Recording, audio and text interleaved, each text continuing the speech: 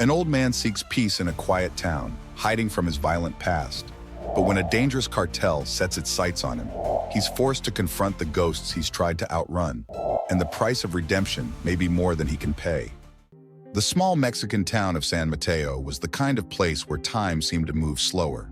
Dusty roads wove between modest houses, their walls painted in warm, sun-faded colors. The townspeople knew each other by name, exchanging greetings in the streets, sharing meals at the local market, and seeking refuge from the heat in the town's only restaurant, La Esquina de Maria. It was here, at a quiet corner table by the window, that Don Emilio sat every morning. His routine was sacred: black coffee, 2 slices of pan dulce, and a newspaper that he rarely read but always unfolded before him. He was a man of few words, but his presence carried a quiet authority.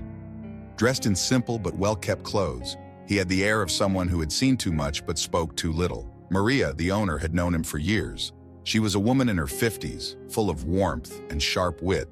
She often refilled his coffee without him asking, sometimes sitting across from him when the restaurant wasn't too busy.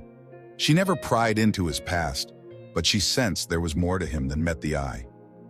"You're always lost in thought, Don Emilio," she said one morning, leaning on the counter. "Memories are louder than conversations," he replied with a small smile, lifting his cup to his lips. For years, the town had been a sanctuary for men like him, men who wanted to disappear. It was a place untouched by the chaos of the outside world, where life was simple, predictable. But that peace was beginning to fray at the edges. A new presence had settled over San Mateo, one that did not belong. A group of young men, led by a ruthless upstart named Beto, had begun asserting control over the town. They were narcos, but not the disciplined kind. Reckless, loud, and hungry for power.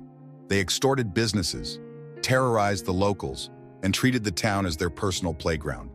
At first, it had been small things: a stolen bottle of tequila here, a broken window there. But then the threats became direct. Store owners were forced to pay for protection. Those who refused learned the cost of defiance. Fear took root in San Mateo, growing like a weed, choking out the sense of safety the town once had. Maria was one of the few who still resisted. "This is my place," she told anyone who asked if she was afraid. "No one is going to take it from me." But Don Emilio saw the change in her. He noticed how she looked over her shoulder more often, how her hands trembled slightly when she counted money at the register. She was proud, but she was also scared, and fear, once recognized, had a way of spreading. One evening, as Don Emilio sipped his coffee, he overheard 2 men talking at a nearby table. "They're getting worse," one of them muttered. "I heard they beat up old Mateo because he refused to pay. Who's next?" "We need someone to stop them," the other replied. "But who?" Don Emilio remained silent, staring at his reflection in the dark liquid of his cup. His hands, steady as always, gripped the ceramic with practiced ease.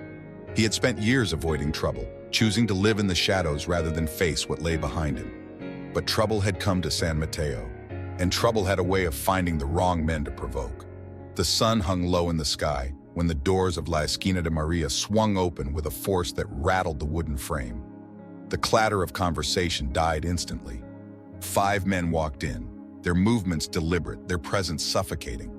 At the center of them stood Beto, tall, wiry, with a smirk that never quite left his face. He was dressed in jeans too new, a belt with a large buckle, and a button-up shirt unbuttoned, just enough to show the gold chain around his neck. His companions, younger and eager to prove themselves, fanned out, hands resting casually on their belts where knives and pistols hung. Maria, who had been serving a customer near the counter, straightened. "You know the rules, Beto. You pay for what you eat." The smirk widened. "Doña Maria, por favor, do I look like a man who eats for free?" His words dripped with false charm, but his eyes were cold. The restaurant's patrons kept their heads down, pretending to mind their own business. Even those nearest the door didn't dare leave. Beto walked slowly to a table, drumming his fingers on the wooden surface as if he owned the place. Then his gaze landed on Don Emilio. The old man sat as he always did by the window, his cup of coffee resting untouched before him. He hadn't looked up, hadn't moved a muscle. But there was something in his stillness, an absence of fear, a weight in the air around him. Beto chuckled and pulled out a chair, sitting across from Don Emilio. His men closed in slightly. "Abuelo," Beto said, drawing out the word, "I see you here every day, drinking your coffee, reading your paper. Quiet man, huh? Still, Don Emilio did not respond. He merely lifted his cup, took a slow sip, and placed it back down with the same unshaken grip. Beto's smirk faltered for just a second.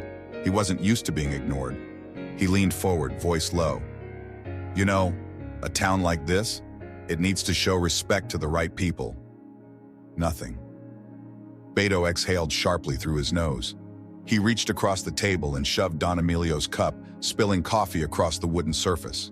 The dark liquid spread like blood. The restaurant went silent. Maria stepped forward from behind the counter. That's enough. One of Beto's men turned to her, tilting his head. You should be careful, senora. People who get in the way, they don't last long. Beto laughed. He grabbed Don Emilio's chair and shoved it backward, making the old man lurch slightly. See, abuelo? That's how things are now. He tapped his fingers on the table. Respect. Either you give it or we take it. Finally, Don Emilio moved, slowly, deliberately. He straightened his chair, then reached for the napkin beside his plate. Without a word, he dabbed at the spilled coffee, his hands calm, precise, uninterested. It was as if Beto and his men did not exist. Beto's smirk disappeared. A flicker of frustration crossed his face. He grabbed Don Emilio's shoulder hard, fingers digging into fabric and skin. That was his mistake. Because in that moment, Don Emilio finally looked up. His eyes, dark, deep, unreadable, met Beto's with a coldness that did not belong to an old man. It belonged to a ghost. A silence settled over the restaurant, heavier than before. Something had shifted. Beto felt it. But pride is a dangerous thing, and Beto was too young, too reckless, to understand what he had just awakened. He let go and stepped back, forcing a laugh. You're lucky I'm in a good mood, old man. He turned to his men. Let's go. As they filed out, Maria exhaled a breath she hadn't realized she was holding. Don Emilio, as if nothing had happened, reached for his cup, but the coffee was gone, and he had the feeling this was only the beginning. The night air was thick and still when Beto and his men returned. La Esquina de Maria had emptied out, save for the old man still seated in his usual spot. The restaurant was quiet, the only sounds coming from the slow scraping of Maria's cloth against the wooden counter as she cleaned. The door creaked open. Boots scuffed against the floor. Don Emilio did not look up. Beto led the way, but this time there was no smirk, no feigned politeness. His pride had been wounded, and the only cure for such a thing was violence. He walked straight to Don Emilio's table, gripping the edge with both hands. The chair opposite was pulled back roughly, the legs screeching against the floor as he sat down with a thud. His men positioned themselves around the room, a pack of wolves closing in on their prey. One of them, Diego, stepped closer, the glint of a knife visible at his waist. I think we got off on the wrong foot, abuelo, Beto said, voice low. You didn't seem to understand what I was saying earlier. He leaned in, letting the words sink in. Don Emilio remained still, his expression unreadable. Maria hesitated behind the counter, fingers tightening around a glass. She opened her mouth, but before she could speak, Diego pulled out his knife and slammed it onto the table, the blade biting into the wood. A threat, a warning. Don Emilio finally looked up, not at Beto, not at the knife, at Diego. The young man smirked, gripping the handle with casual arrogance. You're too old to be this stubborn, viejo. And then he reached for Don Emilio's shoulder, the same mistake Beto had made earlier. Everything happened in an instant. Before anyone could react, Don Emilio's hand shot out, seizing Diego's wrist in an iron grip. With a single, practiced motion, he twisted, and the young man let out a sharp gasp of pain as his knife was ripped from his grasp. The next moment, Diego was on the ground, face pressed against the wooden floor, his own blade hovering just inches from his throat. A single move, a heartbeat, total silence. The air in the room shifted. Beto's men froze, their hands hovering near their weapons, but no one dared to act. Maria had stepped back, her breath caught in her chest. Beto's face twisted with rage, but there was something else behind his eyes now. Fear. Don Emilio, however, was calm.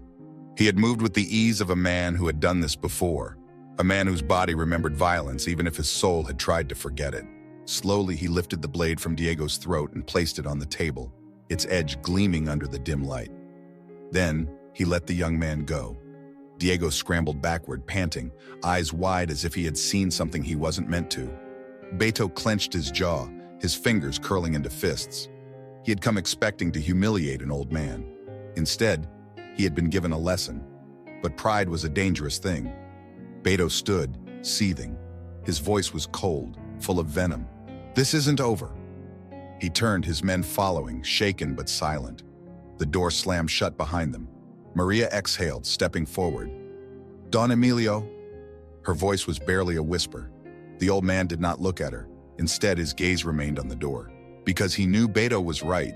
This wasn't over. It had only just begun. The restaurant was empty, save for Maria and Don Emilio. The echoes of what had just happened still lingered in the air. The overturned chair, the blade resting on the table, the tension that had seeped into the walls like a stain that would never quite wash away. Maria's hands trembled as she wiped the counter, but her voice was steady. "You need to tell me the truth, Don Emilio." The old man sat in silence. His coffee had long gone cold, but he had not touched it since Beto and his men had left. His gaze remained fixed on the knife, fingers tracing the rim of his cup absent-mindedly. Maria stepped closer, her tone firmer. "I know you're not just some old man who came to San Mateo for a quiet life." Don Emilio exhaled slowly, his fingers finally leaving the cup. He leaned back in his chair, staring at the ceiling for a long moment before finally speaking. "I left that life behind a long time ago." Maria narrowed her eyes. "What life?" He sighed.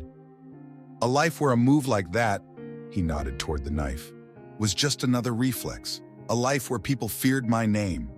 Her throat tightened. "What are you saying?" Don Emilio finally looked at her. His eyes, always so calm, so controlled, held a weight that had been carried for decades. "I was a sicario, Maria." The words hung in the air like a death sentence. Maria felt her breath hitch. She had suspected, of course. No ordinary old man could move like he had. No ordinary man could stare into the eyes of death with such indifference. She gripped the counter, her mind racing. For how long? Too long. The silence stretched between them. Outside, the wind rustled the trees. The distant sound of laughter from the town plaza carried on the breeze. "You killed people," she finally said. Don Emilio did not flinch. "Yes." Maria swallowed hard. The man she had known for years, the man who sat quietly at his corner table every morning, was not who she thought he was. She wanted to be afraid. She wanted to see him as a monster. But all she saw was a tired man, weighed down by the ghosts of his past. She turned away, placing both hands on the counter.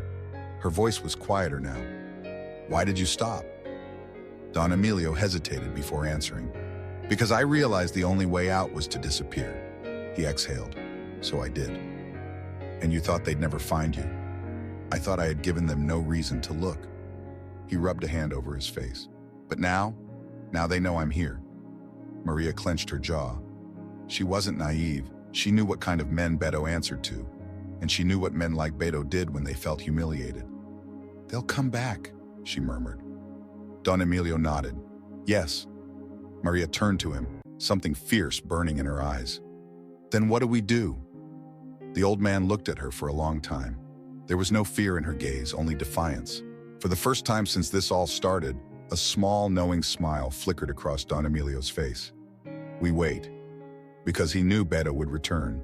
And this time, it would not be just a provocation. It would be war. The night was too quiet. Don Emilio sat by his window, his old revolver resting on the wooden table beside him.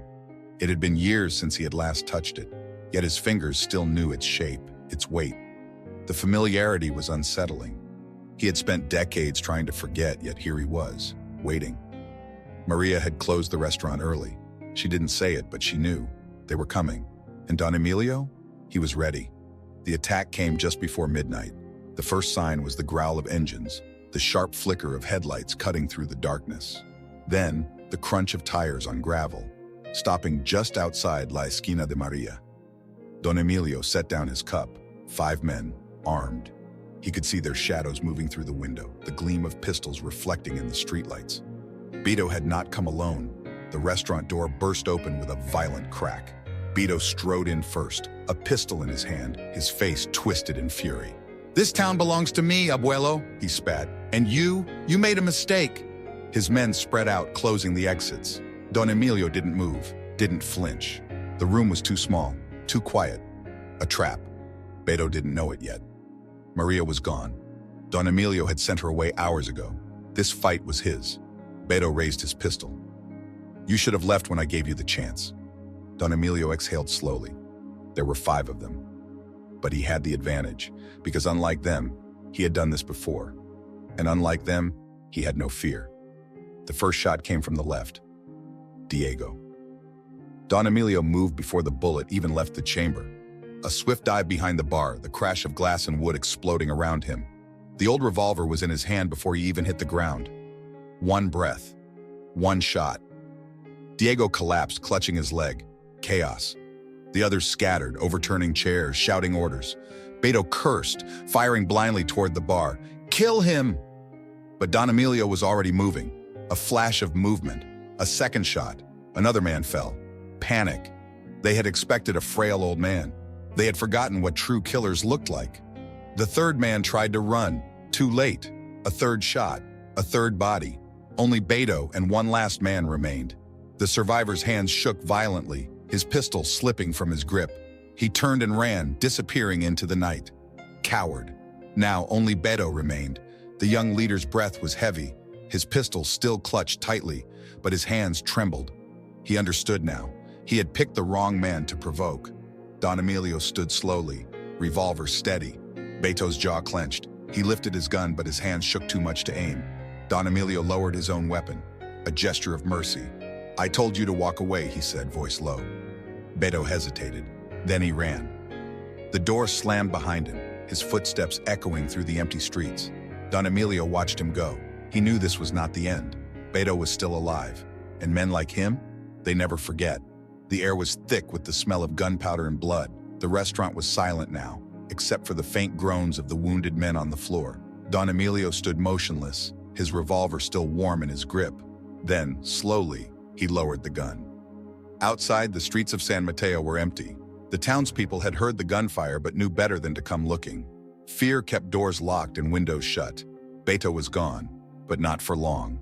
Don Emilio moved carefully, stepping over the bodies. He grabbed Diego, his leg bleeding heavily, and dragged him to a chair, sitting him upright. The young man's face was pale, his breathing shallow. He tried to mask his pain, but the tremor in his hands betrayed him. Don Emilio knelt before him, leveling him with a cold stare. You listen carefully, mijo, he said, his voice low but firm. Go back to Beto. Tell him what you saw here tonight. Diego swallowed hard, his lips pressed together. Tell him that if he ever steps foot in this town again, if he even thinks about coming back. Don Emilio leaned in, his voice turning sharp as steel. There will be no mercy. A flicker of something crossed Diego's face. Terror. Don Emilio saw it, and he knew. This boy was not like Beto. He still had a chance to walk away. Go, the old man ordered. Diego nodded quickly, stumbling as he rose. He clutched his wounded leg and hobbled toward the door, disappearing into the night. And just like that, it was over, for now. Maria returned at sunrise. The restaurant was a mess, shattered glass, overturned chairs, the scent of blood still lingering, but she didn't care about any of it. Her eyes went straight to Don Emilio. He sat at his usual table, sipping a fresh cup of coffee as if nothing had happened. She exhaled sharply, storming toward him. Dios mío, Emilio! What have you done? The old man didn't look at her. What had to be done? Maria's hands tightened into fists. And now what? You think Beto will just run away and never come back? No. She stared at him, frustration burning behind her eyes. Then why let him live? Don Emilio finally met her gaze. Because this isn't about Beto anymore. A heavy silence stretched between them, and then she understood. The cartel. The men Beto answered to. They would not ignore this. They could not. Word would reach them soon enough. And when it did, they would send someone. Someone far worse than Beto. Maria felt a chill crawl up her spine. So what do we do now, she whispered. Don Emilio took another sip of his coffee, his expression unreadable. We wait.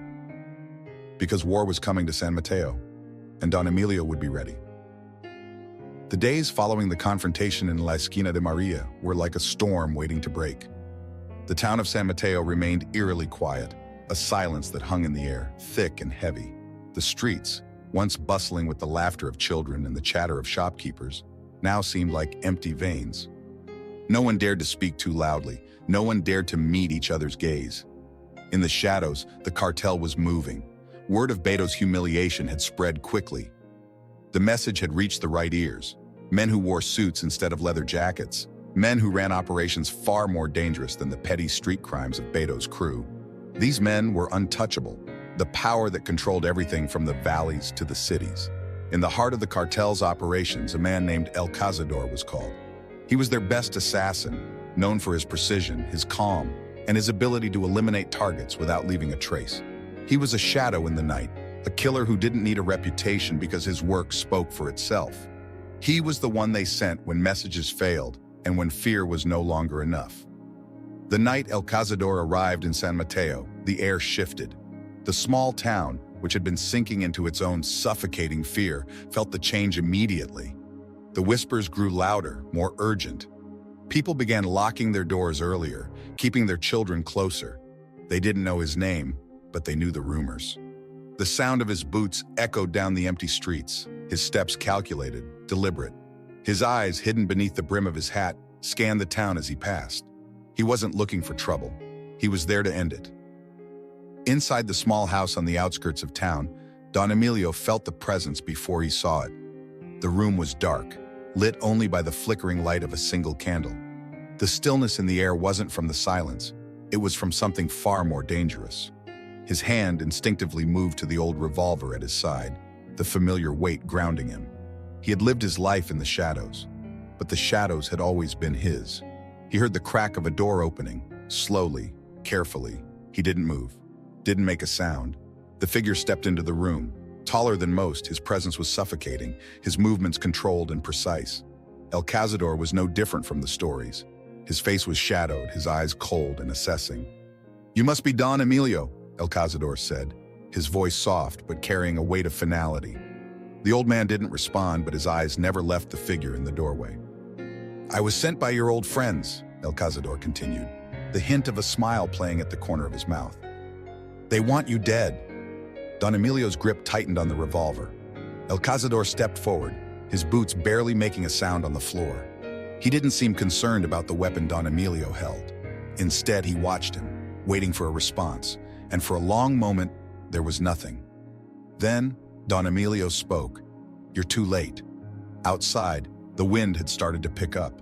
The moon was hidden behind clouds, casting the town in darkness. But the tension was palpable. It was the calm before the storm. The clock was ticking. El Cazador was there to end Don Emilio's life. And Don Emilio, in his quiet defiance, was prepared to show him that even a ghost can strike back. The air in the room was thick with tension. Don Emilio's grip on his revolver tightened, but his body remained still, his breath steady. He wasn't afraid. He hadn't been afraid in years. The decades of violence he had lived through had taught him something that no man could forget. In a duel, only one walks away. El Cazador, meanwhile, had a different presence, calm, almost serene. He wasn't in a hurry. He knew that the game had already been set into motion, and he was in control. For a moment, neither man moved. It was a dance they had both performed in their pasts, a ritual of sorts where every move, every breath, could mean the difference between life and death. "You've seen men die before, haven't you, viejo?" El Cazador asked, his voice smooth as silk, but with an edge of challenge. Don Emilio didn't flinch. "I've seen enough to know when it's time to walk away." "Too bad you didn't." The assassin's movements were swift, a blur of speed that came with years of experience. He reached for his weapon, a sleek, silenced pistol, but Don Emilio was already one step ahead. Before El Cazador could fully draw the gun, Don Emilio shifted, his body a fluid motion as he rolled to the side. The assassin's shot missed by mere inches, the bullet embedding itself in the wooden wall behind him. The old man was faster. Don Emilio's revolver was already in his hand, the barrel aimed with deadly precision. The room seemed to hold its breath for a moment. The assassin paused, surprised by the old man's speed, but El Cazador wasn't a man who let surprise faze him. With lightning reflexes, El Cazador dove behind the nearby table, narrowly avoiding another shot from Don Emilio. But it was clear now, this wasn't just about who would shoot first. This was about experience, about two men whose lives had been defined by death and who knew how to dance in its shadow. Each shot, each move was calculated. Don Emilio's eyes never left the assassin's hiding spot, his mind racing. He couldn't afford to waste a single bullet, and he couldn't afford to miss. El Cazador was skilled. He wasn't just going to walk into a trap. And then in a flash of movement, the assassin appeared again, darting out from behind the table, gun raised. But Don Emilio was already moving. The old man's body shifted, and before El Cazador could react, Don Emilio had already disarmed him, the gun flying from his hand and skidding across the floor. Now it was El Cazador who found himself caught off guard, staring into the cold, unwavering gaze of the old man. For a split second, they were both still, two assassins facing off in silence, surrounded by the tension of years of violence and death. Then Don Emilio spoke, his voice calm but unwavering. "You've made a mistake, Cazador.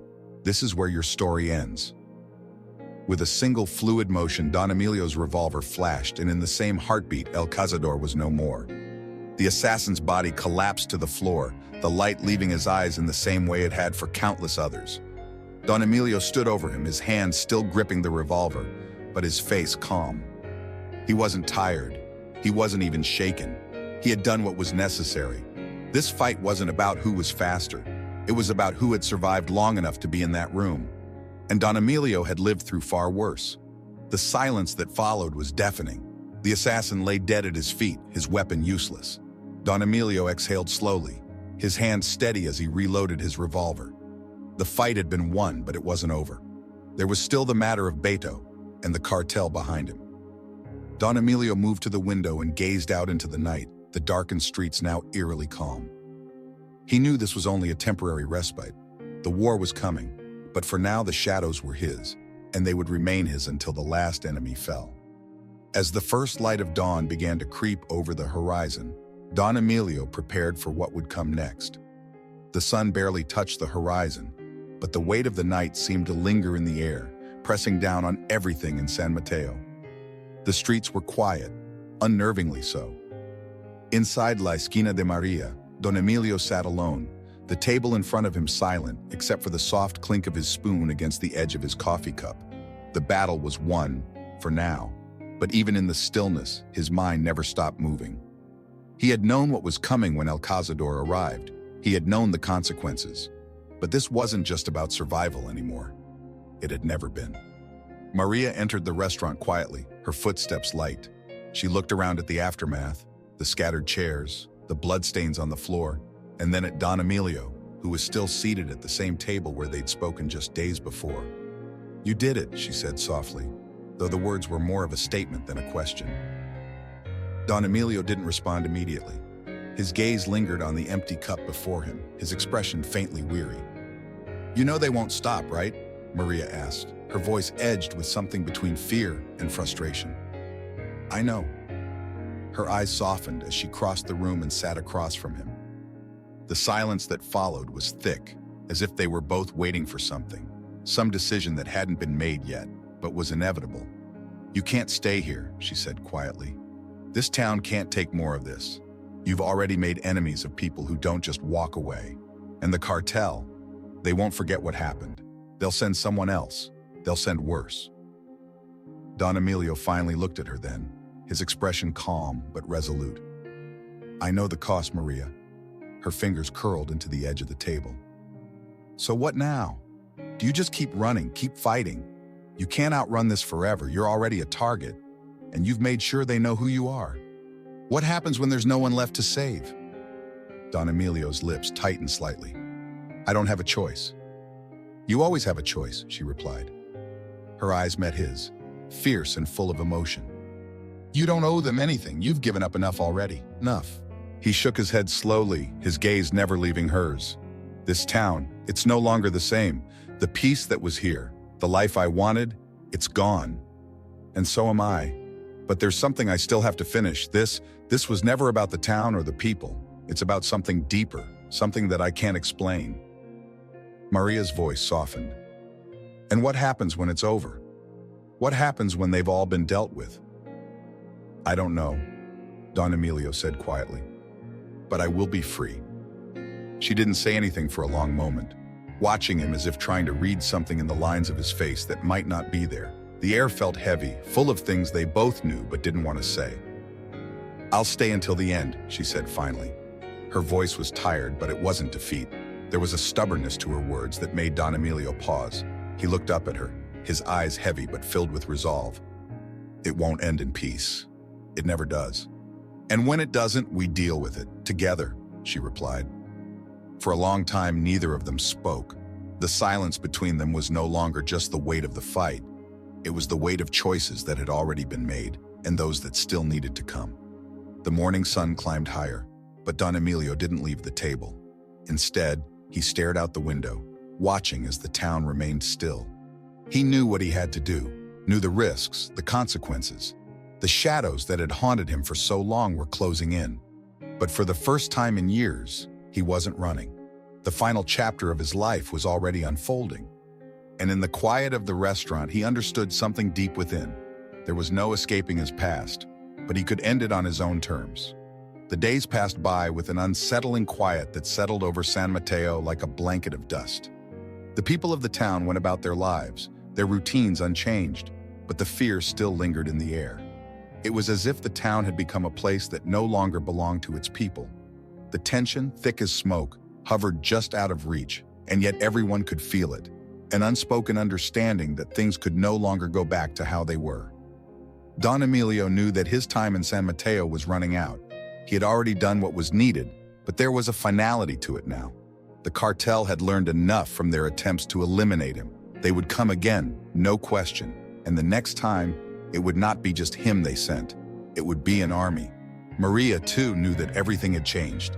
She had seen the consequences of Don Emilio's actions, felt the weight of the danger that was steadily encroaching on the town. But she couldn't bring herself to ask him to leave. She had known him long enough to understand that he wasn't just fighting for survival. There was something deeper at play, a reckoning perhaps, for a life that had been spent in shadows, for a past that had finally caught up with him. One late afternoon, as the sun dipped below the horizon, casting long shadows over the restaurant, Don Emilio stood at the counter, his back to the door. Maria had already prepared his coffee for him, as she had done every morning for years. But this time he did not reach for it. He was lost in thought, his gaze fixed on the empty streets outside.